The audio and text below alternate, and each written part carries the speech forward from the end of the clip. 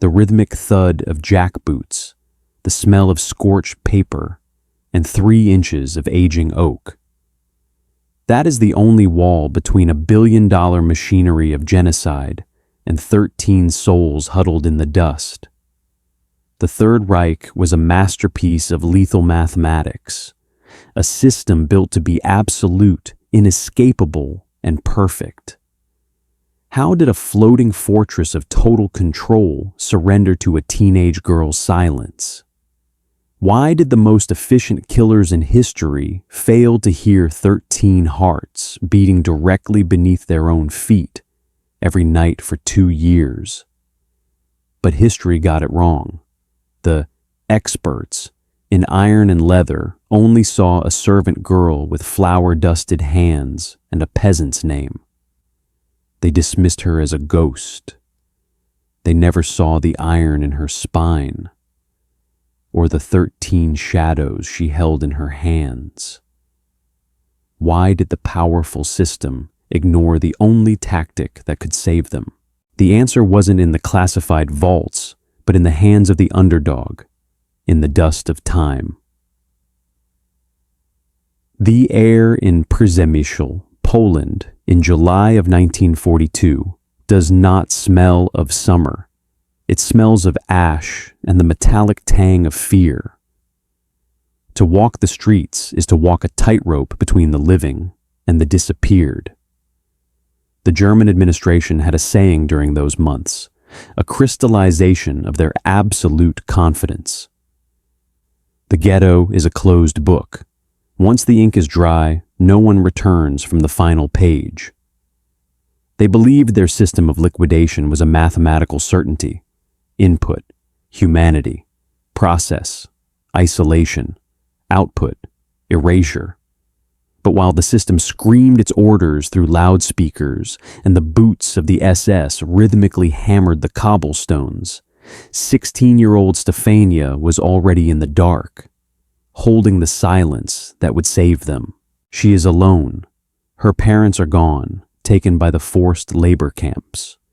Her only companion is her 6-year-old sister, Helena. To the German officers patrolling the street, Stefania is invisible, a shopgirl, a non-entity. But Stefania had spent years working for the Diamant family in their grocery store. She didn't just learn how to weigh flour, she learned the geography of a human life. She saw the Diamants not as inputs in a racial ledger, but as the people who had given her a home when she had none.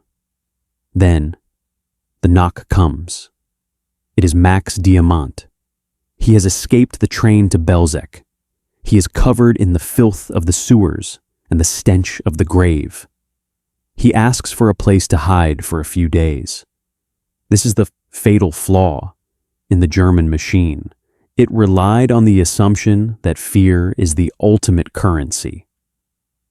But Stefania was a shop girl.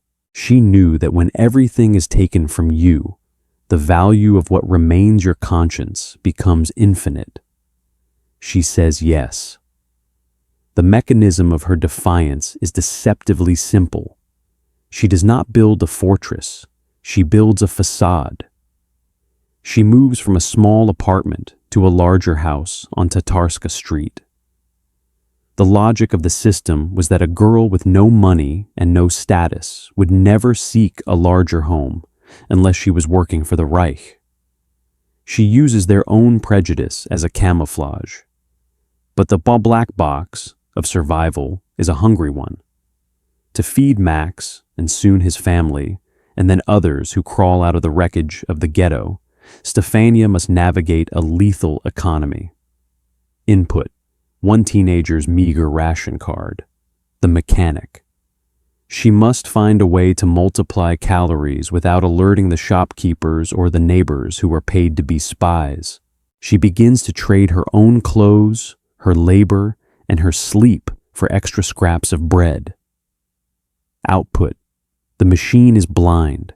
It sees a girl getting thinner, assuming she is just another victim of the occupation, while in reality, she is fueling a hidden engine of life.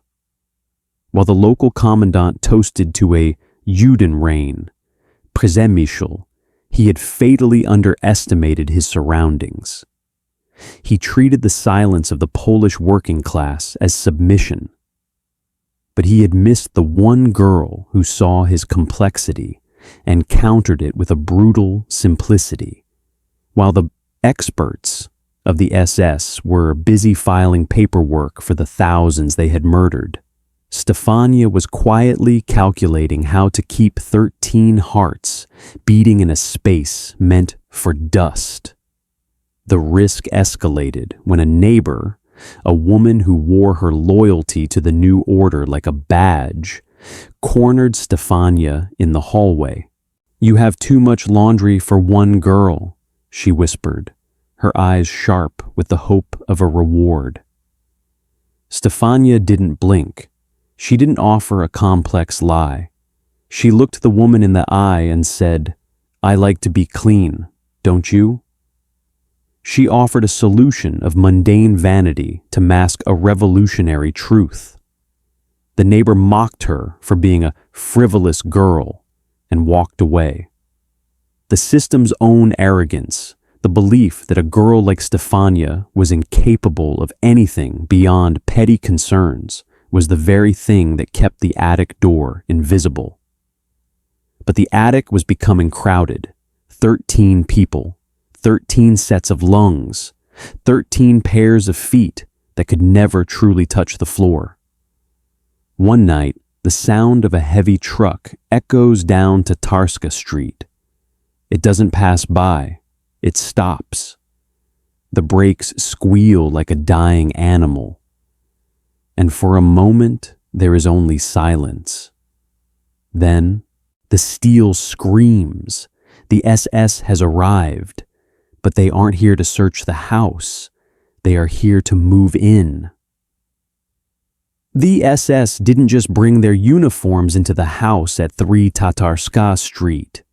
They brought their noise, the rhythmic thud of jackboots on the stairs, the sharp staccato laughter of men who believe they own the world, the smell of expensive tobacco and cheap conquest.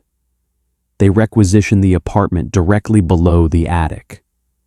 Now the space between life and the executioner's rope is reduced to a few inches of aging oak and plaster. This is the deadly gap. To an engineer, an old floorboard is a simple lever. To the 13 people huddling in the dark above, it is a trigger.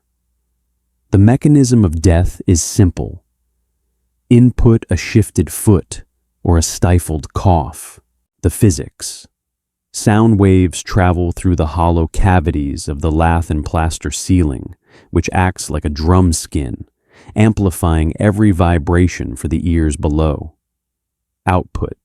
A discovery that ends in a basement floor and a single bullet. To keep 13 people silent is a miracle. To keep them silent while the enemy is drinking beer and singing party songs just 3 feet beneath their huddled bodies. That is an impossibility. But Stefania does not believe in the impossible. She only believes in the next minute. She adopts a new role, the hospitable neighbor. She smiles at the officers. She offered them what little she has. She becomes a fixture of their domestic life, a good Polish girl who knows her place. The SS officers, men like Untersturmführer Rickard, treat her with a patronizing kindness. To them, she is a useful pet. They claim that their presence in the house makes it the safest place in Przemyśl because no one would dare commit a crime under the roof of the Reich. They believed the house was empty because their manuals told them that silence equals vacancy. They treated the attic as dead space. But they had fatally underestimated the girl they thought was a servant. It wasn't dead space. It was a sanctuary of 13 beating hearts, orchestrated by a teenager who understood their psychology better than they ever would. While the officers toasted to the cleanliness of the district, the very filth they sought to eradicate, was breathing in synchronization with their own laughter. The logistics of the attic are a masterclass in human engineering and agonizing restraint. 13 people require water. They require the removal of waste.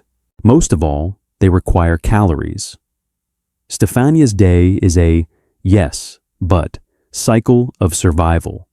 She finds a way to buy extra bread through the black market, but carrying 13 loaves of bread into a house full of SS officers is a death sentence. She manages to smuggle the food in small portions inside her coat, but the plum-black box of the kitchen becomes a minefield. Input: Stefania begins to cook. The mechanic: she must use enough fuel to boil water for 13, yet keep the steam and the scent of the cooking from drifting into the hallway where the officers smoke.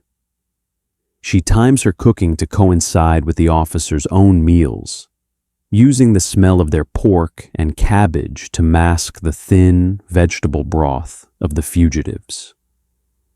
Output: the sensory camouflage holds. The hunters smell only their own dinner. But the psychological strain is the true weight. In the attic, time has stopped. The diamonds and the others live in a world of shadows and whispers. They have developed a language of touches and hand signals. They move like ghosts. When the SS officers below host a party, the people in the attic must sit perfectly still for 6, 8, 10 hours at a time. Their muscles cramp. Their lungs ache. They are living statues. And then there is Helena. 6-year-old Helena is the ghost in the machine. While the system of the Reich demanded total control, it couldn't account for a child's ability to be invisible. Helena becomes Stefania's eyes. She plays in the hallway, a small blonde girl that the officers ignore. She listens to their schedules. She learns which officer is a heavy sleeper and which one stays up late reading maps. While the high-ranking generals in Berlin pored over troop movements, Helena was in the hallway, holding a silence that protected 13 lives. She was the youngest agent of a resistance that had no name and no weapons, only a terrifyingly sharp sense of observation. The friction between the human spirit and the massive system reaches its peak during the winter of 1943. The SS officers decide they need more space. They want to use the attic for storage. This is the moment the crystallized arrogance of the establishment almost breaks the facade. The officers didn't ask. They commanded. They told Stefania they would be coming up the next morning to clear out the junk. In the attic, the 13 hear the news. They look at each other in the dim light.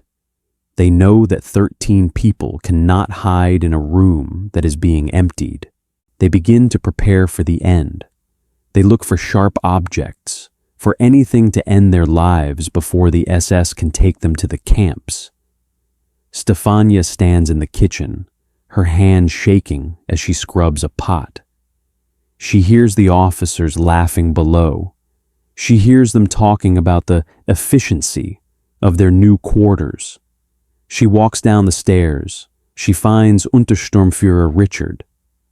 "The attic is infested," she says. Her voice is flat, devoid of emotion. Richard looks up from his paperwork, a smirk on his face. "Infested with what, little girl? Mice." "Typhus," she lies. The word hangs in the air like a poison gas. To the German army, typhus was the one enemy they couldn't shoot. It was the invisible killer that could wipe out a battalion faster than Russian artillery. Stefania watches the smirk vanish from his face. She describes the sickly smell she noticed coming from the rafters. She mentions the black spots on the old blankets. She offers to go up and to clean it herself, so the officers don't have to risk their health. Richard scoffs, but the arrogance has been replaced by a cold, clinical fear. He believes his life is too valuable to risk for a few square feet of storage. He treats the attic as a biohazard, a place of filth that is beneath his notice. But he had missed the truth. The only disease entoured in that attic was the humanity he was sworn to destroy. He thought he was protecting himself from a virus, but he was actually surrendering the high ground to a girl with a lie.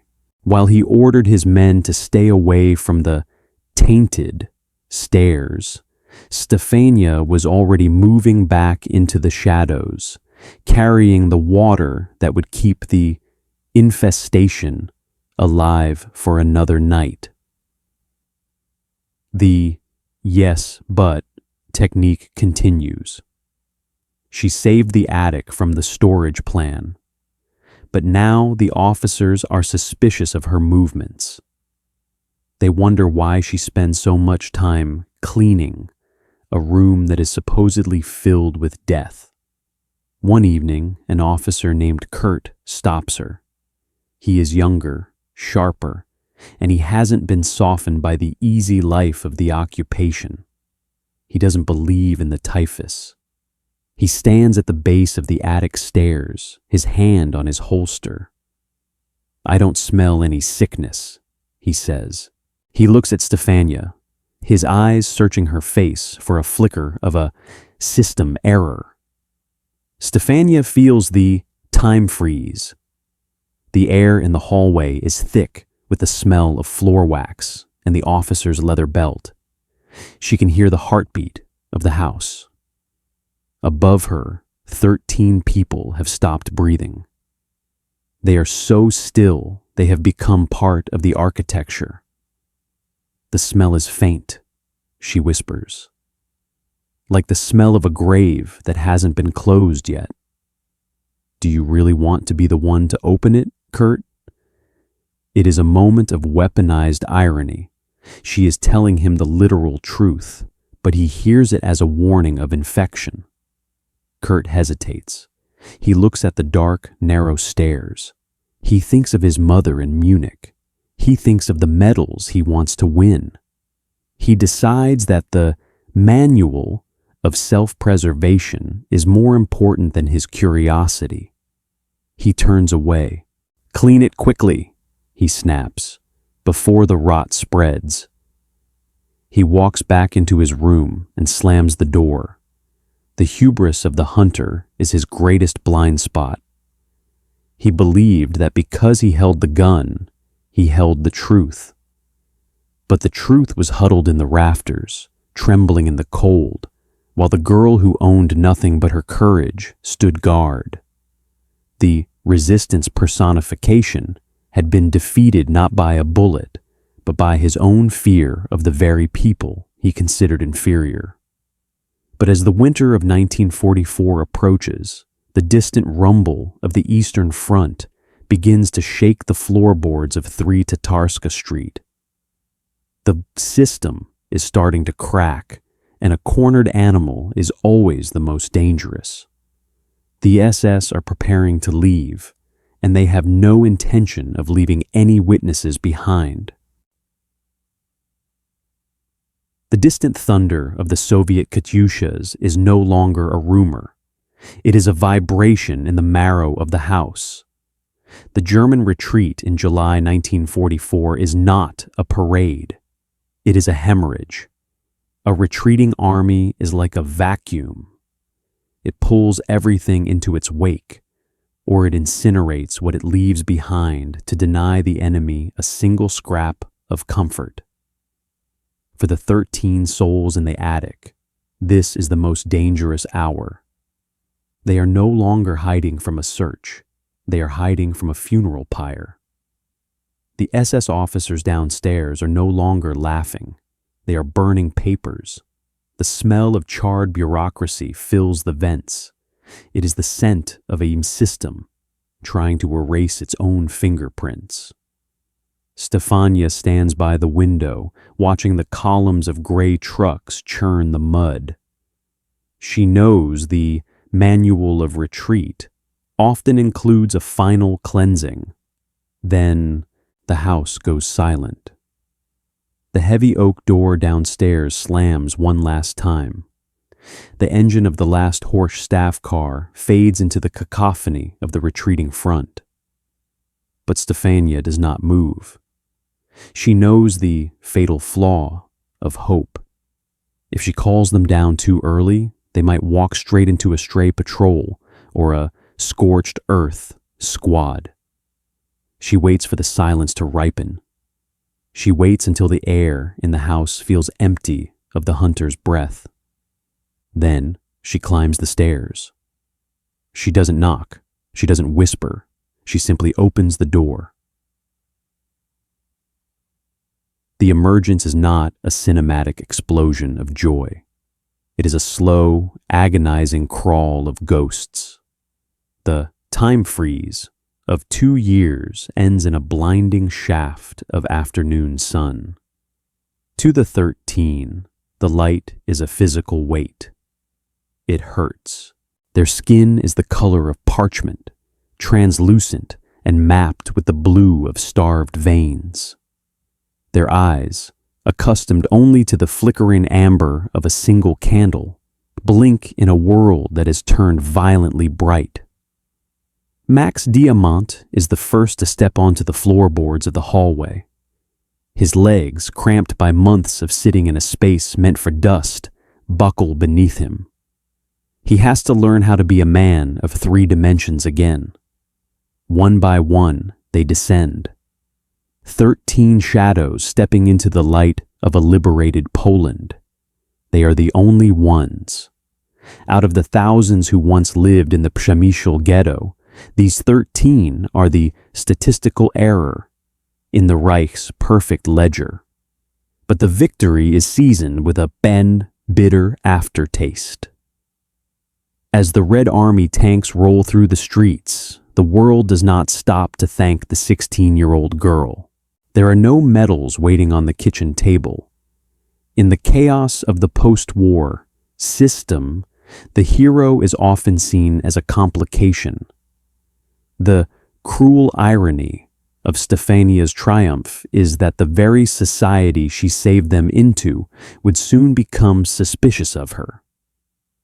In the eyes of the new communist regime, a girl who could deceive the Gestapo so effectively was a girl who knew how to hide things from any government. The skill that saved lives became a reason for the state to watch her. She had defied one empire, only to find herself living in the shadow of another. History often treats the story of Stefania Podgorska as a footnote, a minor miracle in a sea of blood, but that is the ultimate hubris of the historian. We look at the massive system, the armies, the industries, the grand strategies, and we forget that the system is only as strong as the compliance of the individuals within it. Stefania was the ghost in the machine, who proved that the logic of the hunter is built on a foundation of arrogance.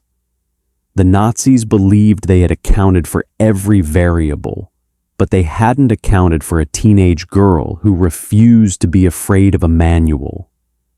Do we see this same hubris in our society today? We live in a world governed by algorithms and black box, systems that claim to predict our behavior, our needs, and our risks. We are told that the individual is powerless against the data.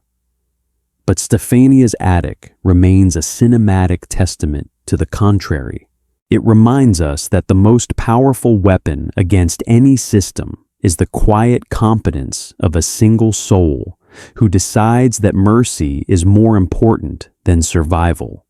While the experts of her time were calculating the most efficient way to end a life, she was quietly calculating the most difficult way to save one. She didn't just hide people. She hid the soul of humanity until the storm passed. The question she leaves behind isn't, could you survive? It is more haunting. How much would you risk to save a stranger when the world has lost its soul? If you believe that stories like Stefania Podgorska's deserve to be remembered, join our ranks by subscribing, like. We have synthesized this narrative from reputable historical archives and verified sources. However, the fog of war often extends to the history books. If you spot any inaccuracies or have additional details to share, please correct us in the comments. We strive for the absolute truth, and your knowledge helps us get there. Thank you for keeping history alive.